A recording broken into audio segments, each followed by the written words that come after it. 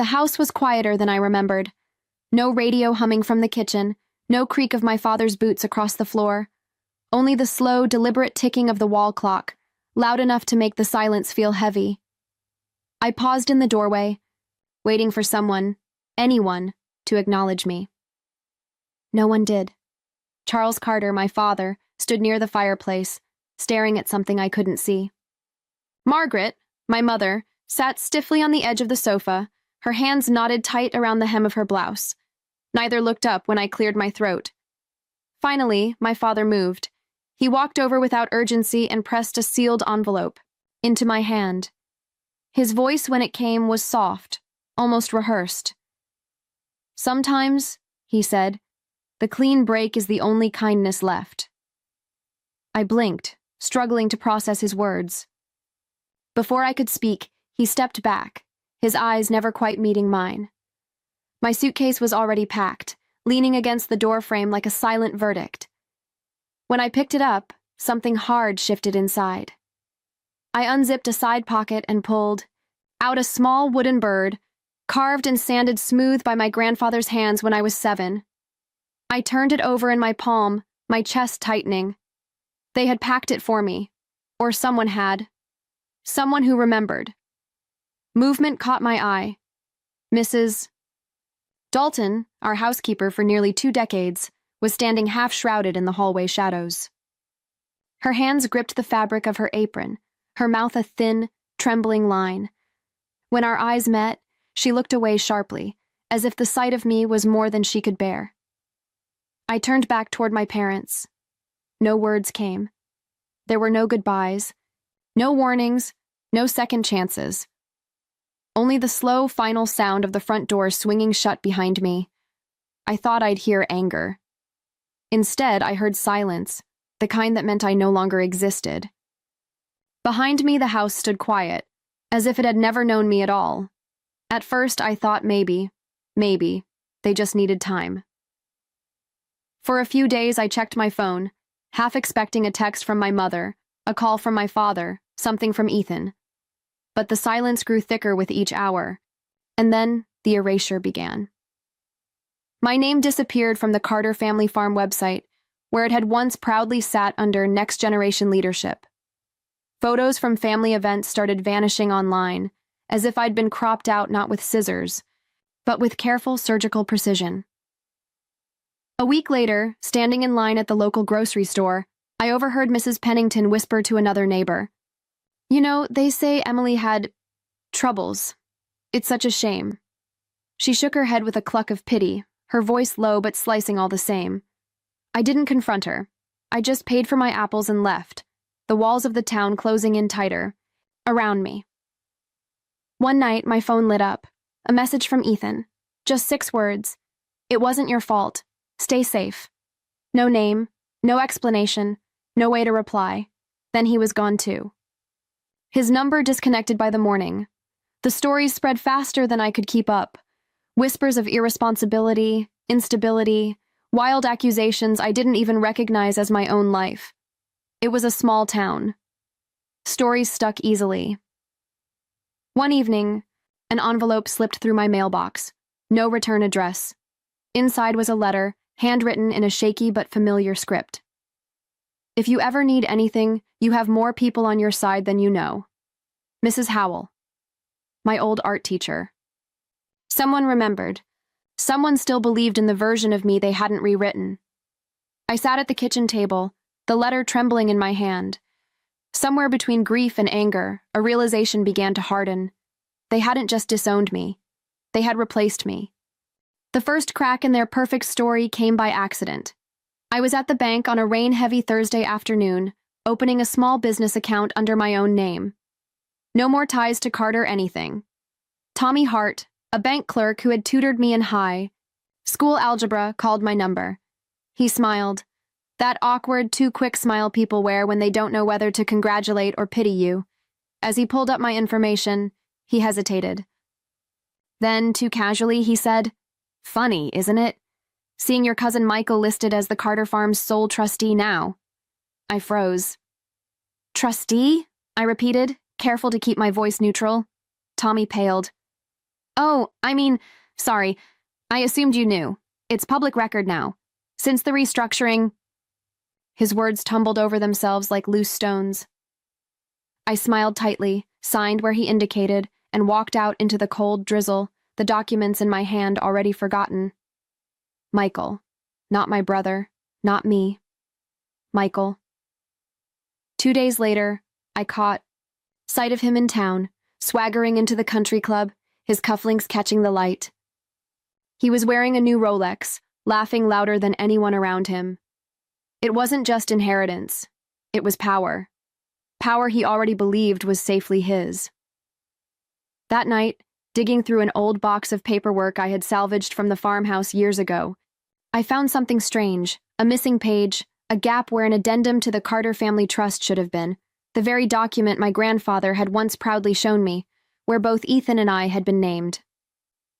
Gone. Replaced. It wasn't an oversight. It wasn't a misunderstanding. It had been a plan, and I had been the first casualty. The more I dug, the dirtier it became. It wasn't just about favoring Michael. It was about survival. Their survival. Years ago, without public notice, the Carters had leased a large section of our land to developers. Not just any land, but part of a federally protected wetland, disguised under false paperwork.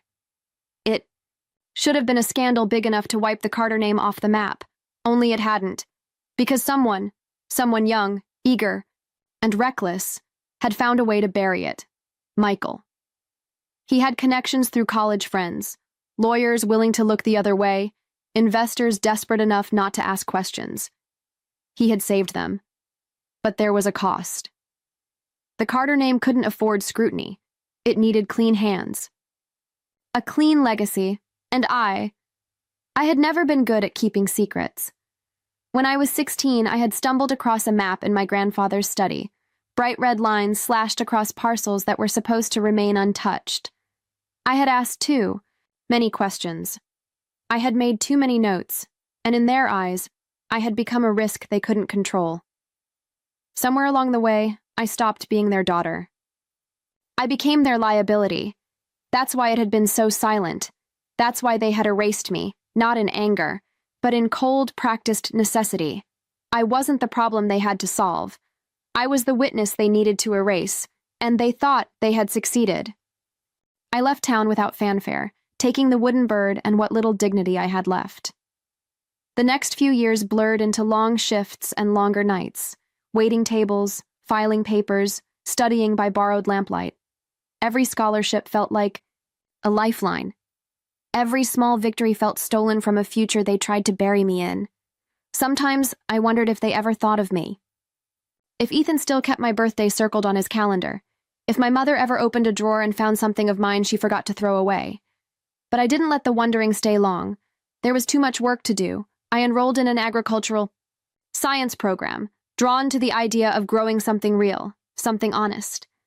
Sustainable farming was a risky, narrow road, but it felt like a kind of rebellion, a quiet, steady refusal to live by their rules. The first year nearly broke me. A drought swept through the county, and what little crop I managed to coax from the ground withered under the punishing sun. I stared at the cracked earth and the dead seedlings and felt something hollow open up inside me. Not grief exactly, but the brutal certainty that no one was coming to save me. A friend suggested I cut my losses. "Go home," she said gently, not knowing there was no home left to return to. Instead, I found a small loan, mortgaged every scrap of collateral I owned, and started again. I bought seeds tougher than the last, dug trenches deeper, studied soil composition late into the nights. Meanwhile, quietly, steadily, my work began to eat into the local markets, including contracts once dominated by the Carter name. I didn't plan it that way, but sometimes life has a sharper sense of justice than we do. They shut every door. So I learned how to build houses without them. The invitation came by accident, or maybe by arrogance.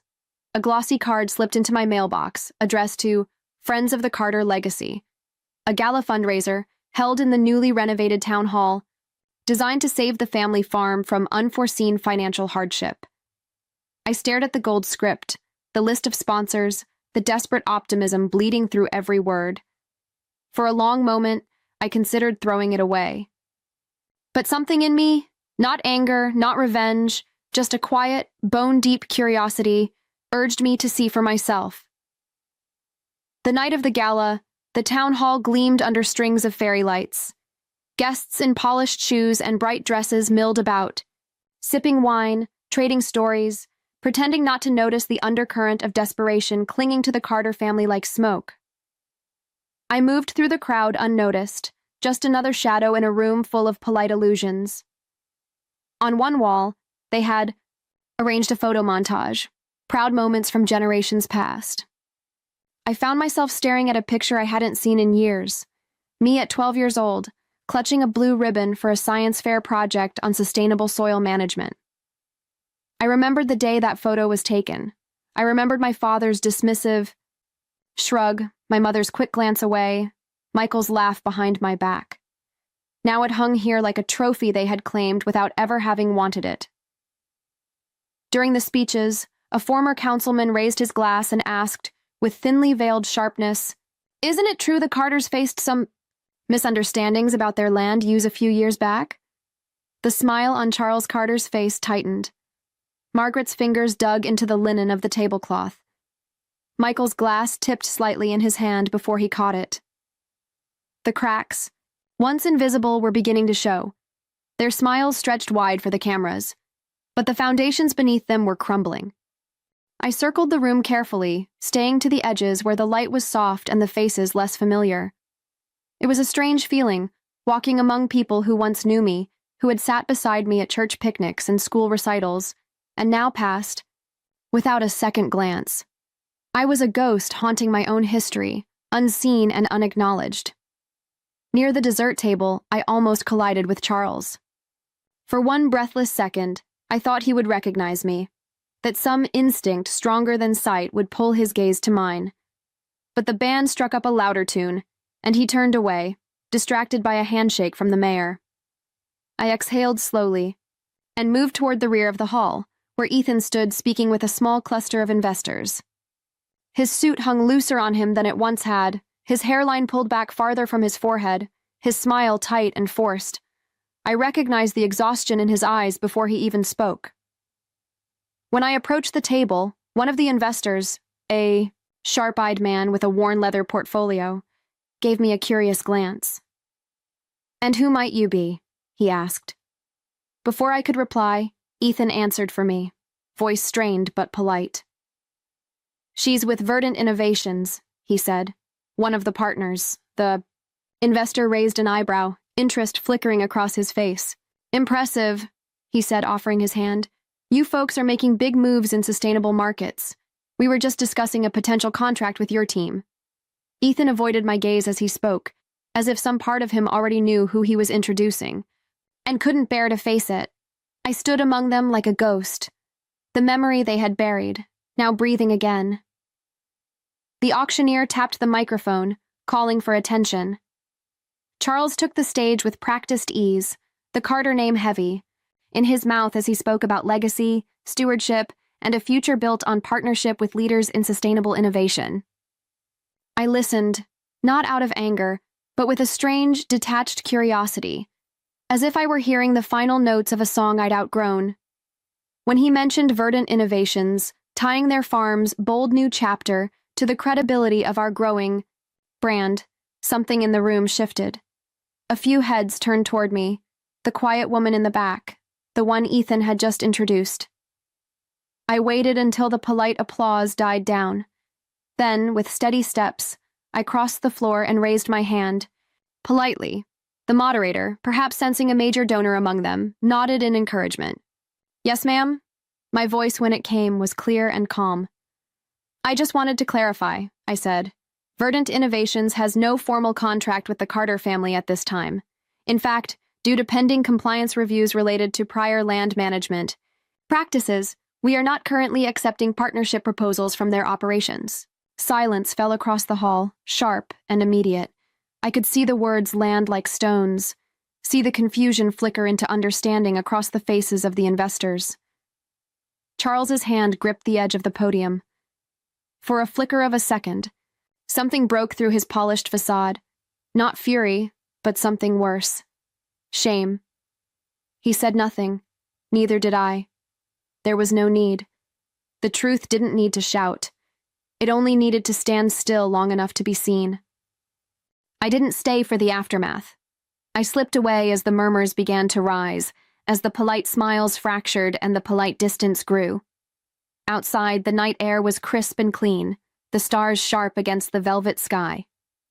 I had almost reached my car when I heard footsteps. Ethan. He called my name once, soft, uncertain, like he wasn't sure he had the right to say it. When I turned, he stood there under the street lamp, thinner than I remembered, hands shaking slightly.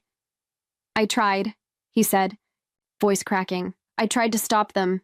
I believed him. Maybe, but some betrayals rot from inaction, not just intent. I looked at him, at the boy who had once slipped candy into my pockets when no one was looking, and I felt nothing but a quiet, final sorrow. Trying, I said gently, was never going to be enough. He didn't follow as I turned and walked away.